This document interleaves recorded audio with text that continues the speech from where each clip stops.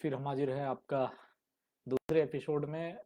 हमारी एक रोज की चल रही है, जिसमें कोशिश करेंगे हम कि भारतीय रेलवे की जो हाई स्पीड रेलवे के साथ में चैलेंजेस हैं।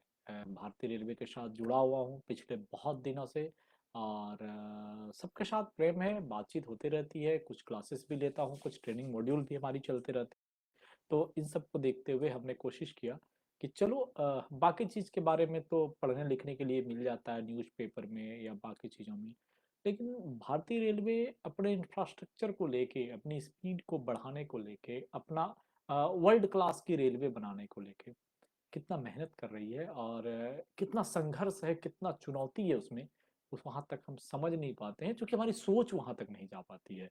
और उसके फायदे कितने हैं ये भी मुझे नहीं पता है। हाँ, हम तो रेलवे को यही जानते हैं ना कि दिल्ली से पटना जाना है, पटना से बनारस जाना है, बस मालगाड़ियां क्यों चला रही है, या फिर कोचिंग को रोक दी, पैसेंजर नहीं चल रही है।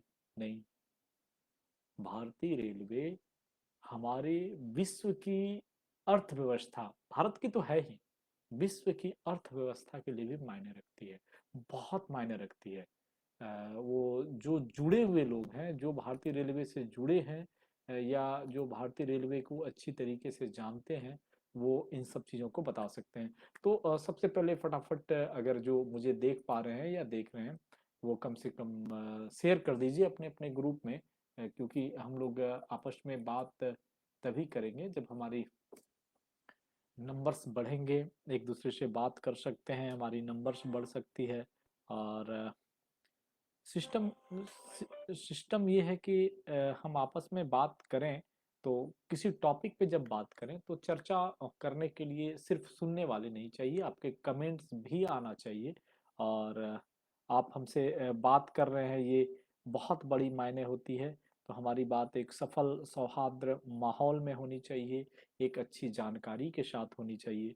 छोटी सी वीडियो हर रोज हम लेके आते हैं, छोटा सा एक रहेगा।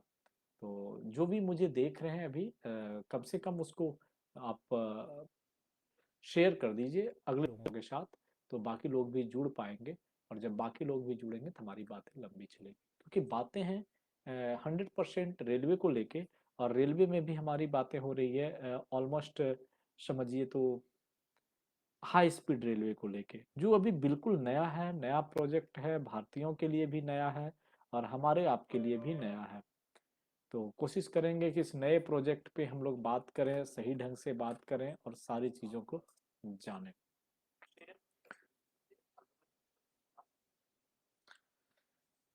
तो मैं बताना चाहूँगा कि भारतीय रेलवे की जो प्रोजेक्ट हैं अभी हाई स्पीड रेलवे की, 2015 से लाइन में आई थी। उस समय यूपीए की गवर्नमेंट जस्ट खत्म हुई थी, नरेंद्र मोदी की गवर्नमेंट आई थी। ऐसे तो महाराष्ट्र हाई स्पीड रेलवे ने बहुत पहले प्रोजेक्ट भेजा था कि भाई पास करिए, हो नहीं पाई। इसके पीछे बहुत चुनौतियां थी, बहुत बड़ा वोट बैंक का हिसाब किताब था, तो पैसे बहुत लगते। तो जापान के साथ में, जापान में क्या है ना, वो JICA, Japan international corporation agency, उन्होंने भारत सरकार को फंडिंग का घोषणा किया कि ठीक है, हम आपको एक कंसेशन रेट के फंडिंग में आपको पैसे देंगे, आप अपना प्रोजेक्ट लाइए। तो इंडिया ने पहला प्रोजेक्ट लाया अहमदाबाद से मुंबई। ये ऑलमोस्ट 560 किलोमीटर का है, जिसमें अभी तक 50 किलोमीटर ही हो पाए हैं, और रेल मिनिस्टर के इधर कहना था कि हम 2026 तक चालू कर लेंगे। तो कहाँ तक हो सकता है, ये सब बात की बातें हैं। लेकिन इन्हीं के बीच ये 80,000 करोड़, 1 लाख करोड़, 1.5 लाख करोड़, जो सुनने में इतनी बड़ी अमाउंट लगती है, लेकिन जो खर्च हैं, जो चैलेंजेस हैं हाई स्पीड रेलवे को बनाने में, उनके लिए पटरियों का कंस्ट्रक्शन नया चाहिए, पटरियों की स्ट्रेंथ, क्योंकि अभी जो भारतीय रेलवे है ना, भारतीय रेलवों की जो बनावट है, क्योंकि अंग्रेज जिस समय पटरी लगाए थे या स्ट्रक्चर बिछाए थे, उस समय रेलवे की average speed 60-70 kilometre per hour थी। धीरे धीरे भारतीय रेलवे अभी इंटरलॉकिंग 4 तक गई है, जहाँ पे 160 किलोमीटर की स्पीड है। और ये जो आपकी हाई स्पीड ट्रेनें हैं, ये 300 किलोमीटर की स्पीड तक चलेगी। कहने का मतलब है कि जब इतनी सारी परिवर्तन आने वाले हैं, उसके ऊपर लोड बढ़ने वाले हैं, उसके ऊपर ग्रॉस मिलियन टन बढ़ने वाले हैं, पटरियों के ऊपर स्पीड बढ़ने वाली है, इंफ्रास्ट्रक्चर में तो परिवर्तन करना पड़ेगा। अच्छा, इंफ्रास्ट्रक्चर के साथ क्या है कि बहुत सारी नई लाइनें बिछानी है। तो नई लाइनों में लैंड एक्विजिशन है, उसके साथ में आम पब्लिकों के साथ समझौता है, क्योंकि बहुत सारे गांव उजाड़ने पड़ेंगे, बहुत सारे शहरों के बीच से गुजारना पड़ेगा। ऐसे कोशिश तो रहती है कि हम दूर दूर से लेके जाए जहाँ पे आबादी कम हो, फिर भी संभव नहीं है। तो उन सब में एक पॉलिटिक्स भी आती है, वोट बैंक का खतरा, जंगल काटने पड़ेंगे, जो आम पब्लिकों के साथ एक रिलेशन जुड़ा रहता है। तो इन सब समस्याओं के साथ साथ जो पटरियां बिछी हुई हैं, उनके ऊपर भी अगर सेमी हाई स्पीड या हाई स्पीड चलानी है, तो उनमें जो अभी गियर्स लगे हैं वो उसके लिए कंपेटेबल नहीं है। तो क्या करना होगा, उसके लिए पटरियां बदलने पड़ेंगे, उसके लिए पॉइंट्स चेंज करने पड़ेंगे, उसके लिए हाई स्पीड टेक्नोलॉजी लगाना पड़ेगा। जो गियर्स लगे हुए थे नॉर्मल स्पीड में, उसको चेंज करना पड़ेगा। ये तो हुई इंटरनल टेक्निकल बात। अब बातें आती है कि रेलवे को पहले सुधारो, प्लेटफार्म गंदा है, इसको सही करो। जो ये सब चीजें निकल के बातें आती हैं, कहने का मतलब है कि जो चीज हमारे पास है, हमारे 140 करोड़ आबादी में, अगर जो अफोर्डेबल है, या कुछ ऐसे राष्ट्र से जुड़े हुए बिजनेस से जुड़ा हुआ आदमी है, तो उसकी आबादियां कम है। यहाँ तक जोड़ लीजिए जो टैक्स देने वाले लोग हैं, उसकी आबादी भी बहुत कम है। बमुश्किल कहा जाता है कि देश को 2 से 3 करोड़ आदमी की टैक्स मिलती है। तो बाकी तो इनकम कम है, टैक्स नहीं दे पा रहे हैं, यानी कि इनकम कम है। इनकम टैक्स यानी इनकम कम है। और जब इनकम कम है तो इनकम बढ़ाने का उपाय करना पड़ेगा। इनकम बढ़ाने के उपाय करने के लिए आपको रोजगार उत्पन्न करने पड़ेंगे, रोजगार उत्पन्न करने के लिए इंफ्रास्ट्रक्चर बढ़ाना पड़ेगा। और ये जो हाई स्पीड ट्रेन है, ये अपने आप में एक बहुत बड़ा इंफ्रास्ट्रक्चर है, क्योंकि इस पे जो विकास के लिए खर्च लग रहे हैं, वो बेशुमार खर्च लग रहे हैं। फायदे क्या होंगे? हमारी जो टॉपिक चलती है, हाई स्पीड रेल और गति शक्ति। तो अभी तक हम एनर्जी जानते थे ना, muscles power, electricals power, mechanicals power, अलग अलग टाइप के शक्ति जानते थे, स्पिरिचुअल्स पावर। बट ये एक नया वर्ड है, मोशन पावर, गति शक्ति है। बहुत बड़ी शक्ति है इसमें। अभी आप एक, मैं छोटा सा, क्योंकि आज के एपिसोड के लिए ज्यादा समय नहीं बच रहा है, तो एक छोटा सा एग्जांपल आपको बताता हूँ कि हमारा जो कार्य 3 घंटे में हो सकता है, अगर वो 1 घंटा में हो, तो हमें 2 घंटा की बचत होगी। प्लस एक स्टेट से, नॉर्थ से लेके साउथ तक अगर मुझे माल ढुलाई करनी है, जैसे रेलवे ने लाया था बीच में बहुत सारा प्रोजेक्ट, ताजा फल, ताजा सब्जी, ताजा दूध, जो किसान रेल के नाम से प्रसिद्ध हुई थी। किसान रेल में क्या था कि जैसे दिल्ली की मंडियों में ताजे सब्जियों की डिमांड बहुत है, और ताजा सब्जियां बिहार के कुछ ऐसे एरिया में बन रही हो रही हैं, उपज हो रही हैं, जहां डिमांड बहुत कम है। तो लोकल किसान के पास लोकल ट्रांसपोर्टेशन या दलालों के थ्रू सामान पहुंचाने से वो बेनिफिट नहीं मिल पाएगा, जो अगर वो किसान डायरेक्ट किसी एजेंसी के थ्रू अपनी सामान दिल्ली के मार्केट में बेचे।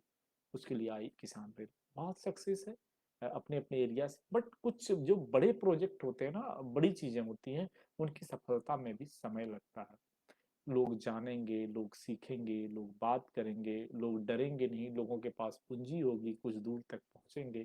तो एक लंबी प्रक्रिया होती है। इन लंबी प्रक्रिया में भी हमारी आपकी हाई स्पीड ट्रेनें हैं, जो रेलवे की गति के साथ साथ पटरियों पर जो अपनी रेल की गति को बढ़ाएंगे, उसके साथ साथ देश की आर्थिक गति को भी उसी स्पीड से आगे लेके जाएगी, जिसकी कल्पना हम और आप नहीं कर सकते।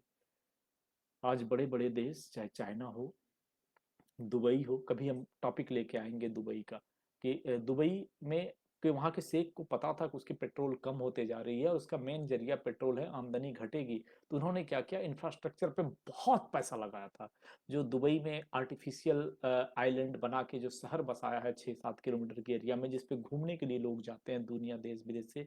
और आज दुबई टूरिस्ट हॉट स्पॉट बना हुआ है और सबसे अधिक पैसा कमा रहा है। उसके पहले वहाँ के शेख की ये सोच थी कि जब हमारी पेट्रोल कम हो जाएगी तो हम आमदनी से कहाँ करेंगे, और पेट्रोल के पैसे को उन्होंने टूरिज्म इंडस्ट्रीज में लगा दिया था। इस पे बहुत अच्छी चीजें हैं, कभी मौका मिला तो चर्चा कर लेंगे। सेम है रेलवे पे, कि रेलवे में भी हमारी सरकार ने रेलवे को डेवलप करने के लिए, उसमें इंफ्रास्ट्रक्चर डेवलप करने के लिए इतनी पूंजी झोंक दे रहे हैं कि वो ऑटोमेटिक है कि आगे बढ़ेगा और अपनी गति के साथ साथ देश की प्रगति में और देश की आर्थिक गति को उतनी ही स्पीड से आगे ले जाने में मुझे लगता है कि बहुत आगे है। बस जरूरत है आम जनमानस की सपोर्ट की, और वो तभी हो सकता है जब आम जनमानस को हाई स्पीड ट्रेन और गति शक्ति के बारे में एक एक चीज, छोटी छोटी पहलुओं को पॉजिटिव निगेटिव के तौर पर हम और आप जैसे जागरूक नागरिक थोड़ी थोड़ी जितनी समझ में आता है उतना बताने का कोशिश करें। और आज के समय में बताने का एक और एकमात्र जरिया है सोशल मीडिया, जहाँ पे आप बिना कुछ पूंजी लगाए, बिना कुछ किए, थोड़ी सी अपनी इच्छा के अनुसार से किसी को बहुत ही आत्मीय ढंग से बात कर सकते हैं, कह सकते हैं, सुना सकते हैं। आपकी बारी है। अगले लोगों तक पहुंचाने के लिए इस वीडियो को जितना अधिक हो सकता है शेयर कर दीजिएगा। और जो हमारा पेज है, अगर रेलवे से भी रिलेटेड है या नहीं भी है, बट रेलवे के साथ प्रेम तो रखना पड़ेगा, रेल आपकी देश की आर्थिक भागीदारी का अभिन्न अंग है, तो हमारे पेज को लाइक, सब्सक्राइब, शेयर जरूर कर दीजिएगा, फॉलो जरूर करिएगा। धन्यवाद आज की एपिसोड के लिए। मिलते हैं अगले दिन, अगले एपिसोड में बात होगी हाई स्पीड रेल और गति शक्ति पर। आज विदा दीजिए, आपका दोस्त इंजीनियर CM झा। जय